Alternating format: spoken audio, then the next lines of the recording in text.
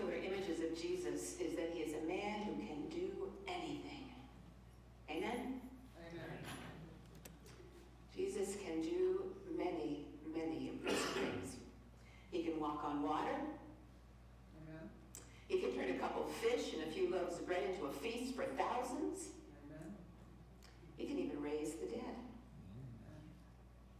That's our Jesus. He can do anything. But today's gospel rather boldly refutes that claim. Jesus can do many, many impressive things. There's no argument about that.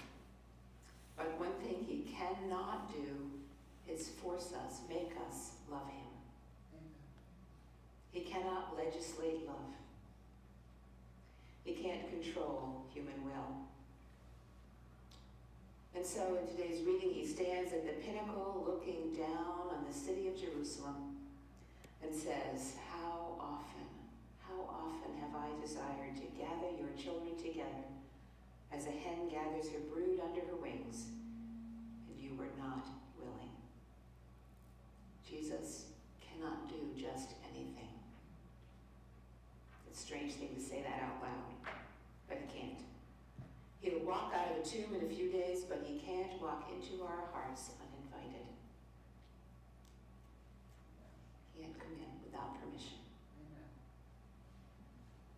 Now, I suspect any of us who has loved someone deeply and knows that you can't shelter them from harm's way understands the pain in Jesus' lament over his beloved city. Jesus can only watch as his sons and daughters go their own way with an "I'd like to see you make me" expression. Jesus cannot overpower our free will. He may have power over the wind and the waves, but Jesus is powerless when it comes to making us love him enough to give our whole lives over to him as the way. And so when we who are in the church look out on an increasingly secular world, and when we open our hearts and our minds to see all people as God's beloved children, our hearts break when we realize how powerless we are to turn their lives toward God. Amen. We may be here with open doors, but we cannot make anyone walk through them. We may be more than ready to receive all people into the fold, to gather them in as a hen gathers in her brood. But to switch metaphors in the middle here, it's kind of like trying to herd cats. They will go their own way. It seems like an insurmountable task that we are called to when we recognize our job of making disciples of Jesus Christ for the transformation of the world. And that means gathering up all those little wandering kittens and trying to show them a better way of life, a different way, when they are focused and determined to go their own way. That's the challenge facing the church today. The task feels overwhelming. And Todd Bolsinger, who is the Vice President and Chief of Leadership Formation at Fuller Theological Seminary in Pasadena, California, says it is a task so new and unexpected that the old solutions, all the ways that we have always done it, simply won't work anymore. We cannot keep doing things the way that we have always done them, expecting all the results that we used to get, because the landscape has changed so immensely that those old ways won't work for us anymore. Using the metaphor of Lewis and Clark's exploration of the American West in his book, Canoeing the Mountains, Dr. Bolsinger takes us on an exploration of the leadership challenges for the church in the current age. Lewis and Clark were given the task of finding a waterway across this vast country to get to the Pacific Ocean. And so they gathered up their canoes and set out. And when their party finally reached the Continental Divide, they were ecstatic. They expected to find another river that would allow them to continue to paddle and go to the Pacific Ocean. And as they crested the hill, what they saw instead was the Rocky Mountains. me share with you some quotes from an interview with Dr. Bolsinger about this book, an interview done by Faith and Leadership. He says, for a while it felt like everybody was saying the leadership issue was a vision problem. If you've got the right vision statement, if you've got the right compelling narrative, if you've got the right thing worthy of giving ourselves for, then we'll go. I began to recognize that leadership was more about capacity building, and I explained it to somebody this way. I was talking about Lewis and Clark, and I said that it's more like a bunch of folks who are experts at river rafting coming face to face with a set of mountains that are bigger than their imagination could fathom. It's not going to do you any good to paddle harder. You have to make an adaptation. And the key to adaptation begins with going back to your deepest core value.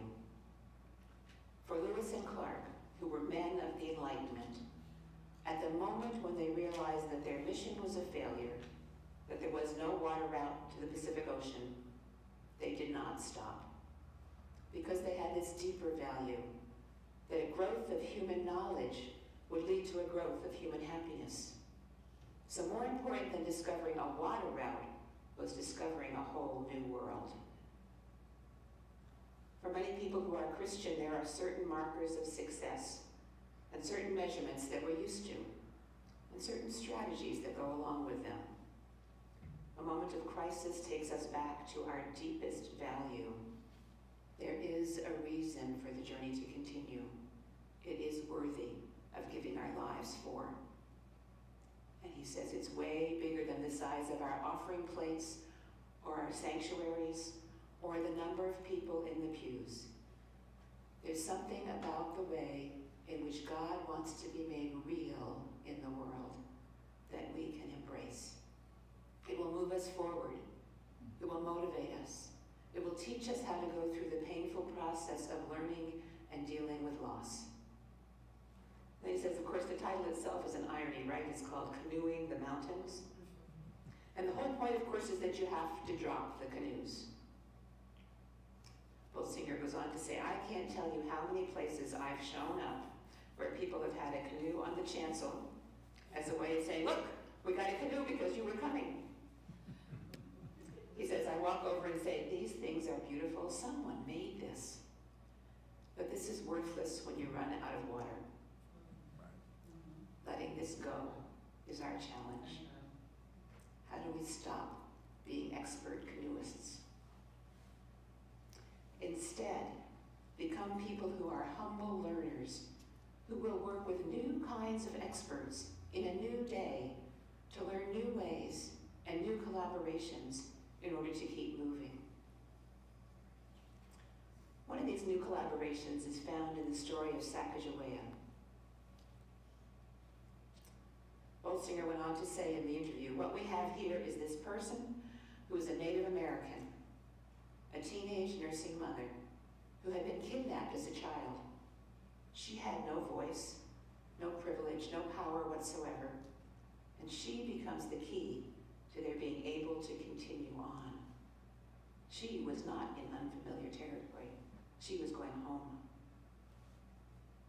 He says, I believe this is a model for the fact that the church will move forward the more we're able to embrace that people who did not have power and privilege in a Christendom world are our experts today.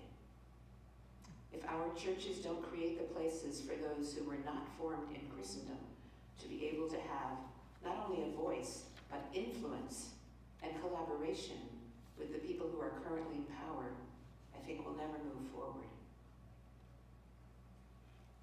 And speaking of what we know as the third world, which comprises most of the world's population, he says the biggest adaptive change is for the dominant church to embrace that God has already been at work in the majority world. And like Sacagawea, the immigrant communities, people of color and women, particularly in our culture, are the folks who are trained for the new world. They've lived in this uncharted territory already. He says, the reason why people who look like me, not me, white male, and financially comfortable people, are at the top of the food chain in organizations is because we were privileged 30 years ago, but the future doesn't look like that. Amen. The future is going to look more like Sacagawea. How do we embrace that as a gift of God?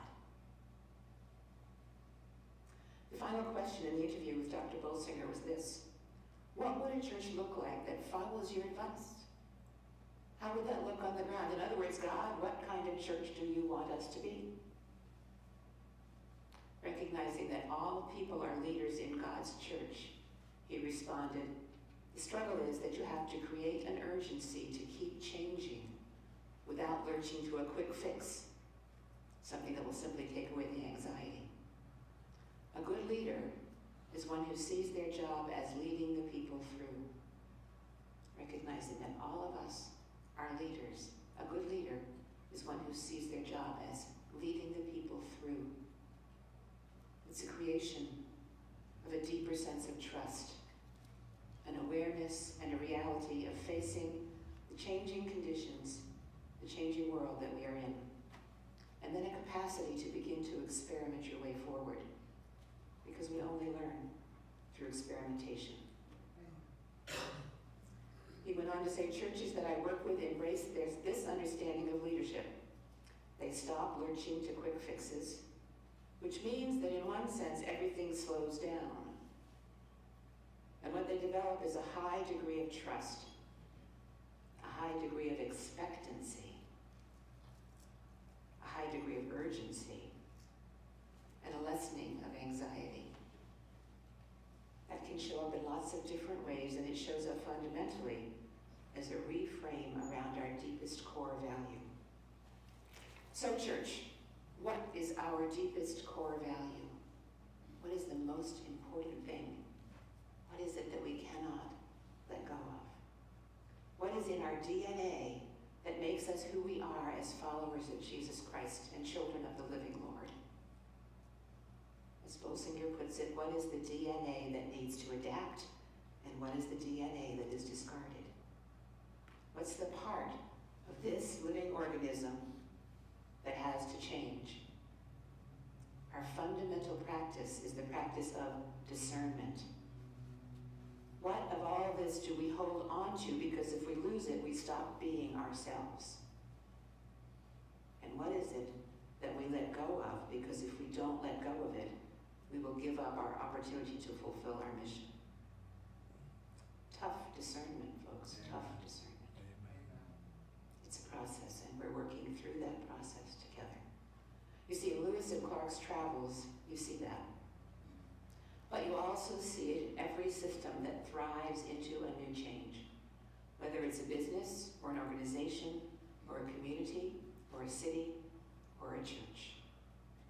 If you lose your core, your deepest core identity, then you stop having something to offer to the world. Jesus was clear about his identity and about his ultimate mission. As he looked down on the city of Jerusalem, what is he going to do? Strangely, his plan was to keep offering the love of the mother hen. Keep spreading his wings. He will offer his life to Herod on our behalf.